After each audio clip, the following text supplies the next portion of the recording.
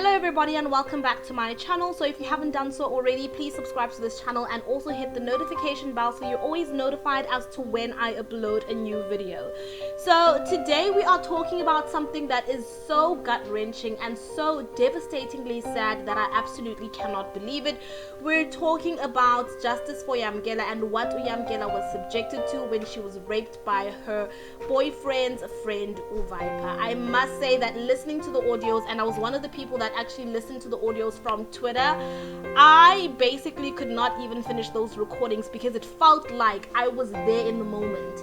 It felt like I was feeling all those emotions. It felt like it was vividly happening in front of me, and seeing that scene unfolding in front of me was absolutely gut-wrenching, and I cannot begin to say how absolutely devastated I am that she had to go through all of that.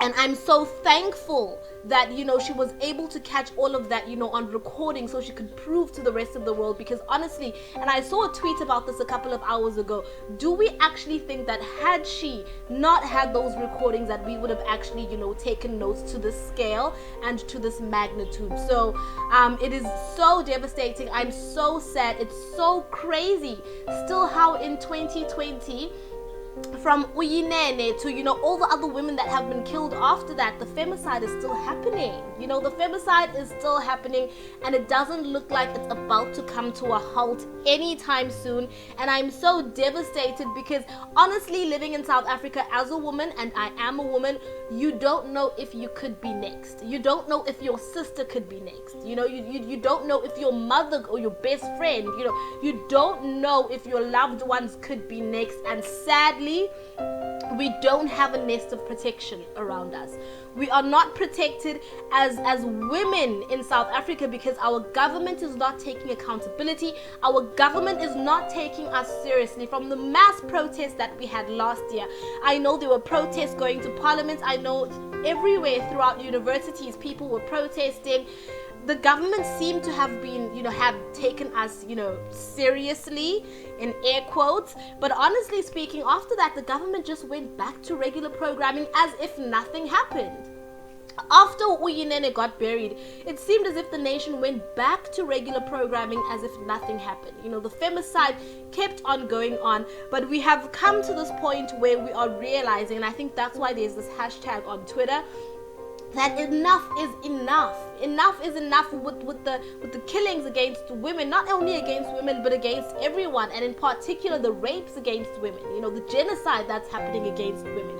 What do we have to do as women to actually be taken seriously by men and to actually be taken seriously by the rest of the world? What do we actually have to do to be taken seriously by our government, and then our government transforming our criminal justice system? What needs to happen? How many more women, how many more children need to die, need to catch diseases, through sexual intercourse before our government actually takes action and realizes that there's actually a massive problem going on in this country? What needs to happen? What needs to happen? How many people need to die? How many women need to die before the government actually realizes that something is going wrong in the country? Something is devastatingly wrong. What needs to happen? From BBC documentaries where we see that rapist that is just wandering the streets, saying, oh, I've raped X amount of women and I've infected X amount of women. What needs to happen for the government to take all of this seriously? It seems as if the government always has a bigger problem on its agenda, a bigger fish to fry, bigger economic issues, bigger viruses. But everyone not everyone, but the government seems to just be forgetting and putting on the back burner the fact that there are women and children that are dying every single day in South Africa. So we know of the reported cases. How many more unreported cases are there out there that we're not even aware of? How many cases are there out there that haven't even gotten media attention, that haven't even been splattered all across Twitter and social media and whatnot? How many cases are there? We need to be more robust in what we are willing to accept from our government and what we're not willing to accept from them. We need to employ stricter measures as to how we're going to make our government take accountability. What does the government want us to do? Does the government want us to get to that point where we are burning up buildings? Is that what the government wants us to do? Does the government want us to get to that point where we are using mob justice? Is that what the government wants us to do? Because clearly the protests and the trends, clearly all of that is not getting the desired effect in terms of government's response to the crisis that is actually happening in South Africa.